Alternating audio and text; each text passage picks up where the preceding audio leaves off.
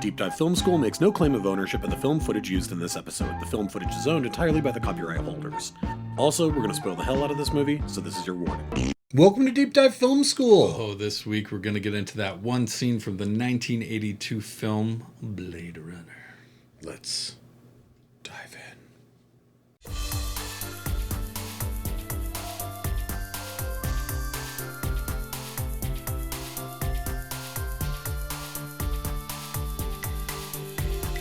All right, everybody, I'm Adam Sherlock. And I'm Adam Pulcher. And if you like what you see/hear, please like and subscribe. You can find us in all the spaces and places that people find good media. That's what I've heard. Yes, indeed. Yes, please follow us on Instagram, TikTok, YouTube. Those are our most active channels. YouTube's the best one, though. You got the visual stuff that we get to talk about and match it up. And obviously anywhere that you listen to a podcast. That is right. So we talked about what scenes we wanted to do, as we're carving them out, and we went Blade Runner, but then it's like, what scene do you do from Blade Runner? I mean, it's kind of got to be this scene. There's a lot about Blade Runner you could talk about from a aspect sense. I think it's still one of the most beautiful sci-fi movies ever. Oh, yeah. It holds up to this day. You pop it in tomorrow, and you'll be like, when did they make this? Totally. And the Evangelist soundtrack and like... Yeah, just Ridley Scott was ahead of his time in a lot of things he did. Obviously, he did Alien, Gladiator, The Martian, American Gangster, amongst a thousand other things. But, he has such a deft hand. But this is 1982. Yeah, this is early. And, it's really interesting because I think it's known as this real keystone movie in the sort of cyberpunk aesthetic, right? And really the first movie to try and grapple with that. I mean, before this, if you think about both in like in anime movies before this, there was lots of these sort of the flying car city, with the giant multi-level skyscrapers everywhere. Then there was also, like, you think of like French comic books artists like Mobius that were also doing this kind of aesthetic, but it's not. In this sequence in particular, it's not just the flying car motif, right? It's not. And we don't even just really see that in this sequence. But that's what I always thought was so cool about Blade Runner that a lot of other movies missed, is that it's not just the futuristic aspects of cyberpunk, but it's also the old crumbling facades, right? So it's like the old Gothic looking buildings, pouring with water down the walls. The atmosphere in this scene is wild. It's very and that feels more like something like Seven. Yeah, than, yeah. You know what I mean? It It's a very different David aesthetic. Fincher definitely stole from this movie. And, I love, this is a beautiful movie, and the way they did the future was pretty mind-bending for that time. And I think it's important to remember that stuff is outside of this building, because it really is what gives us all of these amazing framing shots of Deckard, like with all this light behind him blasting through. It's those coming through like the laugh in the walls. It's the ads outside that are like blasting him out, and he's just on a call. He doesn't know what he's walking into in this scene. Totally. Obviously, he knows, he knows who he's chasing in Rutger Hauer here, and Pris has kind of led him along throughout this movie, and he's just following leads and stuff like that. But being inside this building, this is the Tears in the Rain scene, or at least working up to that rooftop, and their kind of action chase. But I do agree, the Ridley Scott part of this, there's 1,000 scenes we could have shown, but this one, obviously the speech at the end is huge, and Rutger Hauer just improvising, and that whole part of it is amazing, and probably the crescendo of this. But like, you have to appreciate what Ridley Scott does here from a visual standpoint. It is wild. I'm just even thinking of like this where he's hanging off the building. I know, and that depth of field that he creates from that crazy world that he invented. Totally. And I think that, when you think about other movies sort of in this vein in terms of like showcasing Fifth Element, Brazil. Yeah. I think there's so many movies that do the same thing of oh, the future's now and it's amazing, but we're just going to build it on top of all the old crumbling stuff that was here before. You build up. Yeah. And so you're just like, yeah, I mean, it's really this almost pastiche of like the future sucks, right? It's like, and it's not post-apocalyptic. It's just that we're fixing everything and we're making it new and better and shiny. But what that does actually, just forget the past a little bit. Just build on top. Just build on top of it, and you're like, but once you peel that thing back, it's like it's full of rust, right? And right. and I think that also translates to our character here, where Rutger Hauer's performance here. Yeah, his character as Roy Batty, you know, who is this this vicious, cold-blooded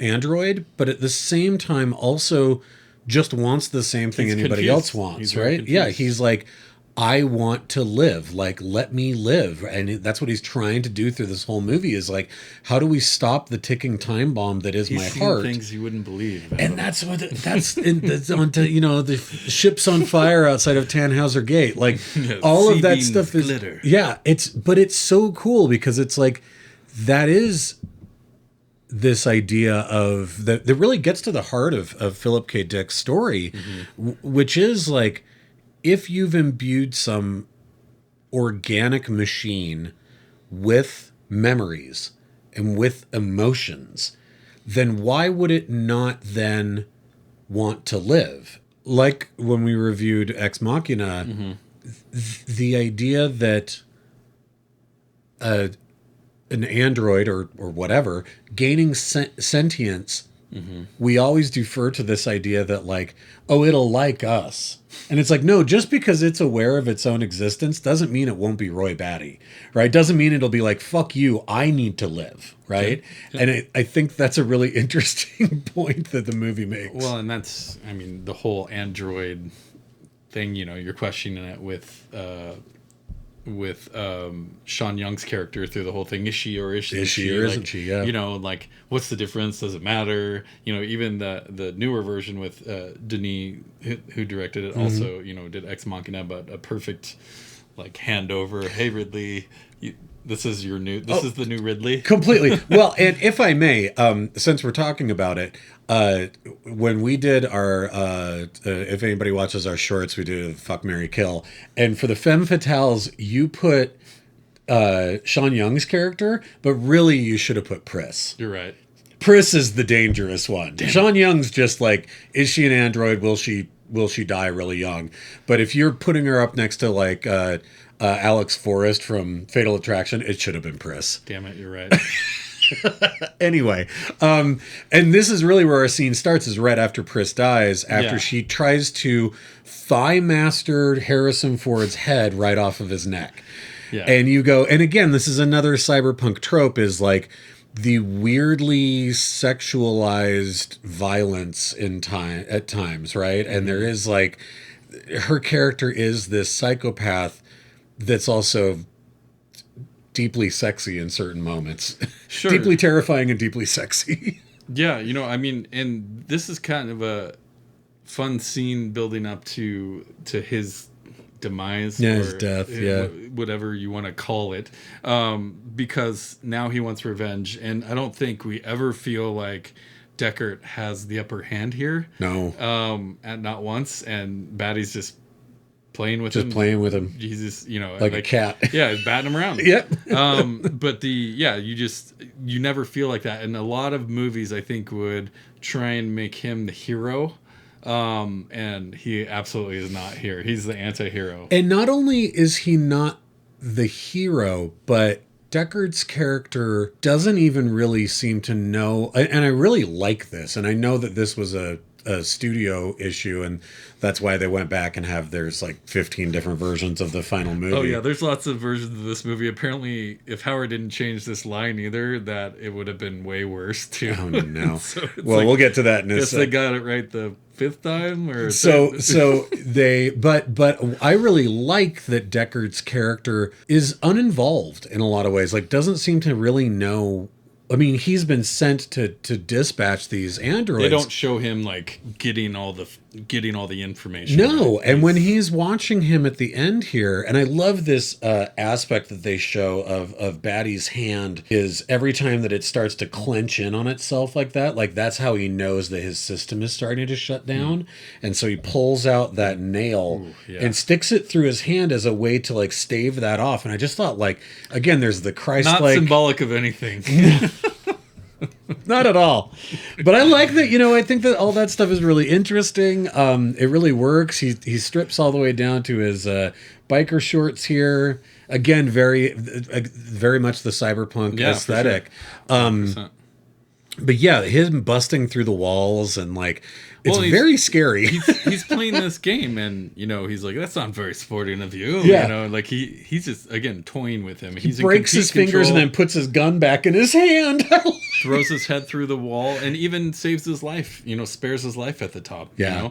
When he could have easily, but he would go against his own beliefs if he did that. Right. Well, it's almost like he needed someone to watch him die. Yeah. Right. It's almost like he proof. needed to, as proof. Like he knew that he was at the end, and that's why it's almost like he saved him so that he could watch him die. Him. It's a complex villain. It is. Well, and I also wonder if it's like he spared him to spite him because Deckard has an idea of what these skin jobs are like, right? Like that they don't value life and that they are these animals that need to be killed. And so he saved his life just to spite him. Yeah. Just to be like, look, I can do whatever I want. I can be moral if I want, like. Well, and it's what he says is to, what is it? To be a slave is to live in fear. Yeah. And he was tired of that. Yep. You're right. A very complex villain. And then, this backdrop of these gorgeous old crumbling buildings and, him hanging off of that one and trying to climb around the side of it. Like, yeah, all of that is just fucking fantastic and beautiful. And like, you've never seen anything like it before. But yeah, the whole thing, including these buildings, is this idea of memories, right?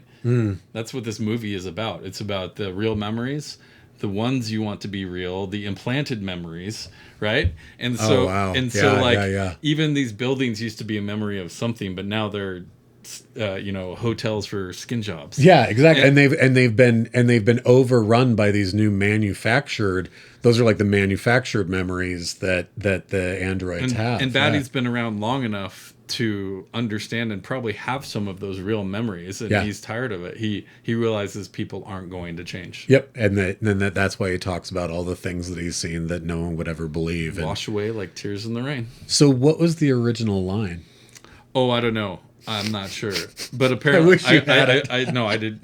No one wrote it down, told me, but I did read that little blurb that apparently if he didn't rewrite it, it would have been like cringy or whatever. You're like, dude, this is the end of the movie. It kind of makes sense if you think about like, oh wait, they have a whole version of this with a voiceover and a totally different soundtrack, and oh wait, they have this version that's like 20 minutes longer or longer with the unicorn in it and everything else. So I don't know what they think they wanted from this movie, but it kind of made sense when I read that. I'm like, oh yeah, this went through like 50 versions, so like maybe they shot it. And dude, the voiceover terrible. One, like you can just tell that Harrison Ford is so angry. Well, yeah, and he came in after, like that was the whole thing, right? It's just like he wasn't Deckard in the voiceover. Yeah, and they didn't, and because studio executives were like, I don't get it. So is she an android or not? Is he an android? I don't get it. And you're just like, have him explain everything. Yeah, well, you just have him be like, so then when we finally got back to the precinct, you're just like, oh God, don't do that. Classic scene though, classic sci-fi scene, classic 80s scene, and again, just a movie that is ahead of its time. Still. Like if that's possible. Still. And the movie is supposed to have taken place in 2019. That is crazy. I mean, that's 30-year-old movie. Yeah, but we're now in a post Blade Runner world. Oh my gosh. Yeah. Are we? I'm not sure yet. I mean, technically we are because of the year.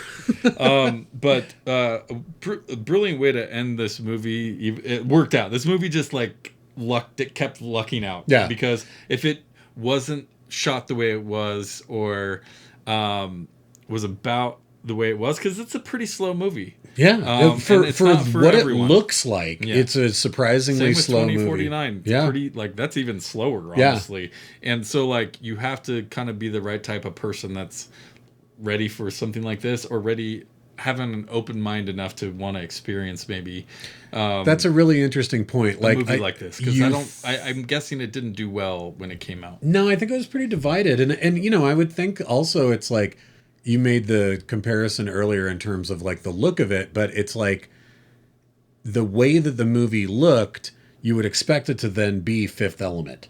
Or it's like they're falling through cars and they're running Yeah. all over the place and there's all this crazy stuff going on. And instead it's like there's one or two like really intense moments of violence sort of out in the street. But then the rest of it's sort of a mystery, and he's sort of as a detective, and he's Just trying wandering to around. Yeah, But it still he's- looks amazing. Oh, that's the thing, is it still looks incredible, but it's very meditative. Yeah. Yeah, fantastic movie, and I'm glad that we did this scene not just because of the iconic aspect, but because I do really I think not just me, I think people forget this other incredible texture to the way that the movie looks, the world building of the movie, that is not just the giant Coca-Cola blimps and that kind of a thing. Even though that stuff's amazing, Yeah. this other stuff is equally as amazing, which is the old wrought iron elevator shafts that the old toy maker lives in. They don't and, put like, that in the trailer. no. But I mean, that reminds me more of like Angel Heart, right? Sure, and it's sure. really, really cool. So I'm glad that we were able to explore that part. Awesome. Well, thank you very much, everyone. That was that one scene from Blade Runner from 1982. Next week, we're going to begin a new festival. Do you want to talk about it a little bit? Yes, we'll be starting a new festival. I'm super excited about this. Yes. We will be doing a director festival. Yasujiro Ozu, the Japanese director, will be starting with his film Early Summer, and I'm very excited. Yeah, I don't know a lot about him. I definitely know who he is, but haven't watched a ton of his movies. So excited to dive into him. So please join us, like and subscribe. Find us on YouTube, TikTok, Instagram. Those are our most active channels, and wherever you listen to podcasts. Bye, you guys. Thanks, everyone.